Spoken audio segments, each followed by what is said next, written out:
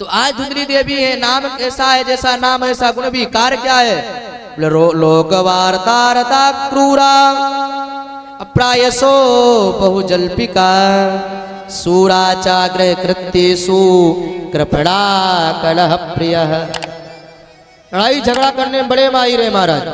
पत्नी इनकी श्रीमती देवी, जब तक अड़ोसी पड़ोसी से तो चार लाठी ना हो जाए तब तक महाराज इसके मुख में रोटियां ही नहीं जाती थी हो।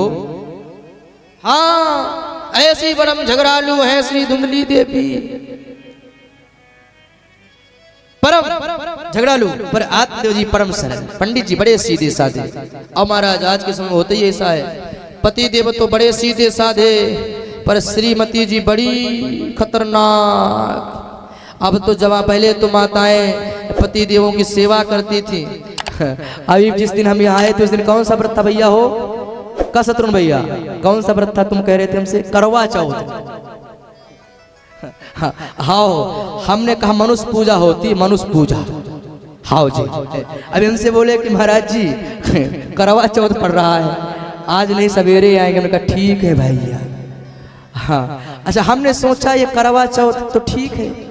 अच्छा, वो पत्नी कहती हम व्रत रखेंगे पति की लंबी उम्र के लिए। हाँ हाँ हाँ हाँ। अच्छा अच्छा, 364 दिन तो कहते हैं तब मर जा। हाँ कहो मिश्रा जी। और एक दिन कहेंगे चलनी में आओ, शकल देख ले, अब पानी पी ले। सही कह रहे हैं हम तो, वैसे ही सत्यता है। अच्छा, हम एक दिन सोच रहे थे ये चलनी पे मुख क्यों देखते हैं? अच्छा, हमने सोचा इसलिए देखती होंगी कि जितने चलनी में छेद होते हैं, सोचे 364 दिन में एक दिन तो पानी पिला रही हूँ सवेरे से वृत्ति अभी तक। और जितनी चलनी में छेद हैं 364 दिन उतनी ही गालियां पड़ेगी। फिल्ले चलनी की जगह छोड़ो फिल्ले फुगनी और ले चिमटा। हाँ अच्छा, सही कहते हम तो बोलते ही सा है, खतरनाक वक्त है, हमें तो कोई डर रहता नहीं, जानते हो।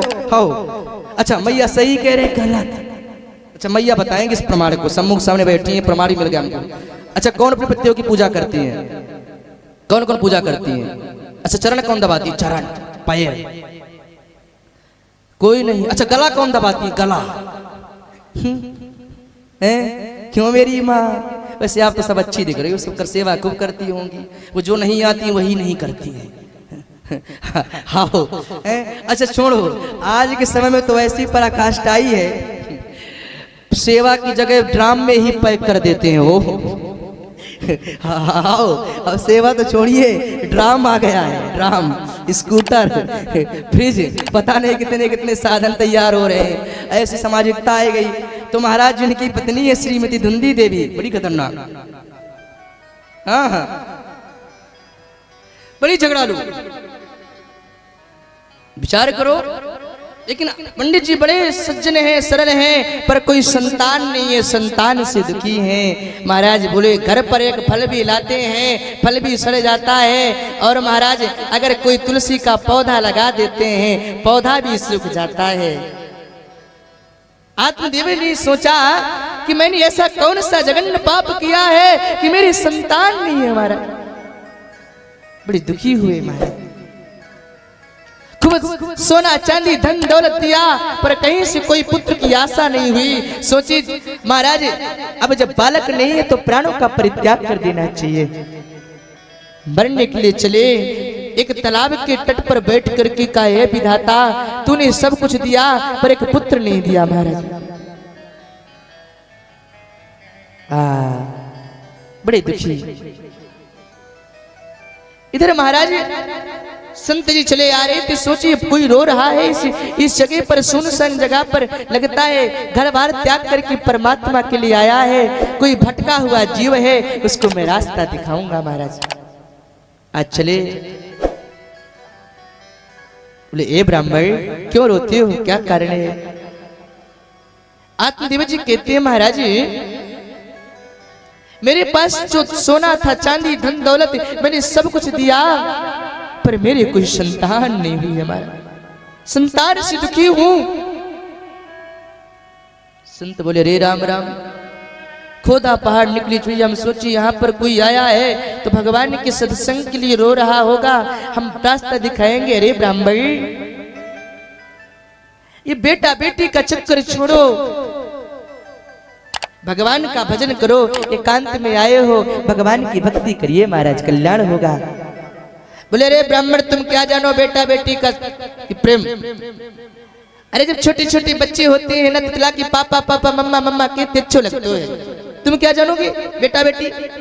संत आदमी बोले महाराज, अगर बेटा बेटी से सुख प्राप्त होता था ना, तो राजा सगर के 60,000 बेटे हुए, सगर के। महाराज महामुनि कपिल देव जी के आश्रम में इंद्र ने चुरा के घोड़ा बांध दिया, जल करके 60,000 बेट राख हो गए, पीढ़ियां लग गई महाराज तारने में। क्या सुख मिला उनको? बोलो। असुख की पराकाष्ठा करते हो तो महाराज पशुओं के तो अनगिनत बच्चे होते हैं, इनको सुख ही सुख रहता। ये बेटा बेटी का मोह छोड़िए, अरे एकांत में आए हो, वन में आए हो तो भगवान का भजन करो ना। जब नहीं माने उन्होंने ब्राह्मण, आत्मदेव जी की संत ने जब मस्तिष्क की रेखा पड़ी, बोले ओ अरे ब्राह्मण, तू कितना अभागा है रे, तो एक जन्म नहीं तो 7 जन्म तक पुत्र नहीं हो सकता। ब्राह्मण ने माथा पटका, बोले अरे महाराज, एक जन्म में ही मैं पुत्र से मर रहा था, तुमने तो 7 जन्म की बात कह के 7 गुना दर्द और बढ़ा दिया। अब बेटा दोगे तो तुम दोगे, नहीं मैं प्राणों का परित्याग कर दूंगा और तुम्हें ब्रह्म हत्या लग जाएगी। महाराज संत बोले अच्छा खासा भगवान की तपस्या कर रहे थे, कहाँ बेटा बेटी के चक्कर में फंस गए। जोरी से निकाले एक फल, बोले लो ले जाओ, ठाकुर जी कृपा करेंगे तो नेक सो छोरा है जाएगा, पर एक बात करना, तुम लेके जाना, संग में पत्नी को दे देना, पाले बेगी, तुम भी पाले ना। पंडित जी तो बड़े उत्साहित हुए, संत की कृपा हो गई, हमारे बेटा होगा। लेके गए, आवाज लगाई, अरे भगवान सुनती हो? धुंधली ने धुंधली काम क्या है? अरे बोले भगवान, ये 9 लाख हार नहीं, ये तेले फल लेके आया हूँ। फल? बोले फल ही तो है। अरे बोले बाबरी, वैसे तो फल नहीं है कि पूजा करवा के ले आया हूँ। अरे बोले पंडित जी ने दिया है, संत जी ने दिया है, उनका प्रसाद है, इसको पाओगी हमारे बेटा होगा घर में, हमारे घर में भी किलकारियां बाजेंगी। ठीक है खा लेंगे, रख दो। बोले मैं ऐसे तो पाती नहीं, तुम सबके चक्कर में भोले वाले तो हो, मैं समझदार हूँ। बोले समझदार तू तो है, तुम उसको पा लेना, तभी तोरी समझदारी समझ में आवेगी। दुल्ली ने सोचा कि अगर मैंने कहीं सचमुच फल खा लिया तो मैं गर्भवती हो जाऊंगी, और मेरे अगर गर्भ हुआ तो मैं बिना मौत के ही मर जाऊंगी। महाराज फल भक्षेण गर्भस्यात् गर्भेणो दरवृद्धिता स्वल्प भक्षम ततो शक्तिर गृह कार्यम कथम भवेत्। अगर मैंने कहीं सचमुच फल खा लिया तो मैं गर्भवती हो जाऊंगी, अगर्भवती हुई तो जब मेरे पेट में बच्चा आएगा तो मेरा भोजन कम हो जाएगा, भोजन कम हो जाएगा तो मैं जो घर का काम करती हूं उसे भी नहीं कर पाऊंगा। इसे सोचा महाराज। लेकिन एवं कुतर्क योग है ना, इतने कुतर्क करने लगी, अब पलक उसने नहीं खाया। बगल की पड़ोसी आई, पड़ोसिन से बताया, पड़ोसिन ने खूब समझाया। बोले फल खा ले बहन। इसने कहा कि बहन मैंने सुना है कि जब स्त्री गर्भवती हो जाती है तो घर का कोई काम नहीं कर पाती। बोले हाँ, तुझे कौन सा करना है? अपनी बुआ जब ननद बन जाती है उसे बधावा तो देना पड़ता है, उसे बुलाना 6 महीना के पहले से, 6 महीना पहले बुला लेना, घर का खूब काम कराना। बोले नहीं बहन, मेरी ननद महा चोटी है, वो तो 6 महीने मेरा घर ही साफ कर जाएगी, मैं तो बिस्तर पे रहूंगी, आराम करूंगी, और वो धीरे धीरे पूरा मेरा घर का डेरा ले लेके अपने घर पहुंचा देगी। महाराज नहीं बुलाने वाली। तो बहन मैंने सुना है कि गर्भवती स्त्री ज्यादा देर कहीं भाग दौड़ नहीं पाती। बोले तुम्हें कौन सी प्रतियोगिता करने जाना है? बोले कहीं से आग लग गई, भूकंप आ गया। बोले बहन तू कब की सोच रही, काहे बावरी है रही? अरे जैसो तैसो फल खाए ले, इतने बात समझाने के पड़ोसी जो तो चाहती थी हो जाए, बेचारी भला चाहती, लेकिन इसने फल नहीं खाया। कालांतर में समय बीता, इसकी बहन आई, बहन को उसने सारी बात बताई। बहन तो चाहती थी इसके कोई बेटा ना हो। बहन ने समझाई, बोले बहन इस बार जो मैं गर्भवती हूँ, मेरा बेटा होगा वो तेरा, कुछ पैसे देना पति देव के। मुंह बंद कर दो। पक्का बहन? और क्या, तुझे बेटा का बेटा मिल जाएगा, तेरा कछु लगेगा भी नहीं। और रही बात इस फल की, तो तेरे यहाँ 6 माह से गैया बांझ के रूप में बंधी है, जाए फल गैया को खिला दे, इस फल की परीक्षा भी हो जाएगी, और तो बेटा को बेटा भी मिल जाएगा। पक्का बहन? और का।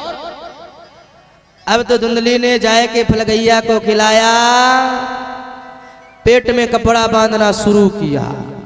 बोले भाले पंडित जी को दिखाना प्रारंभ। पंडित जी बोले हमारे घर में भी अब बच्चा होगा, बच्चा होगा। खिलौने ले लेके बाजार से आते हैं, लोगों से बताते हैं। कालांतर में महाराज इसकी बहन के बेटा हुआ, उसने आके धुंधली को सौंप दिया। धुंधली जाके आत्मदेव जी को दिखा दिया। पंडित जी बोले भाले महाराज पूछने लगे, जय हो विधाता, आज हमारे घर में भी बेटा हो गया। नामकरण की बारी आई। आत्मदेव ने सोचा कि मेरा नाम है आत्मदेव, तो मेरे बेटे का नाम होगा परमात्मा देव महाराज। लेकिन धुंधली खड़ी बोले महाराज ऐसा है, 10 माह गर्भ में मैंने बालक को रखा है, तो नाम भी मैं रखूंगी। क्या नाम देवी? बोले मेरा नाम धुंधली, तो मेरे बेटे का नाम होगा धुंधकारी। 6 माह के बाद जिस गैया को फल खिलाया था, उस गैया ने भी बेटा दे दिया। धन्य है जब परमात्मा देता है तो छप्पड़ फाड़ के देता है महाराज। आज घर में एक भी बेटे नहीं थे, 2-2 जो गौ से पैदा हुए थे, कान थे गाय के जैसे, शरीर था मनुष्य का, इसलिए गोकर्ण नाम पड़ गया गोकर्ण। गो इव कर्णा। दोनों बालक बड़े हुए तो एक हुआ विख्यात, दूसरा हुआ कुख्यात।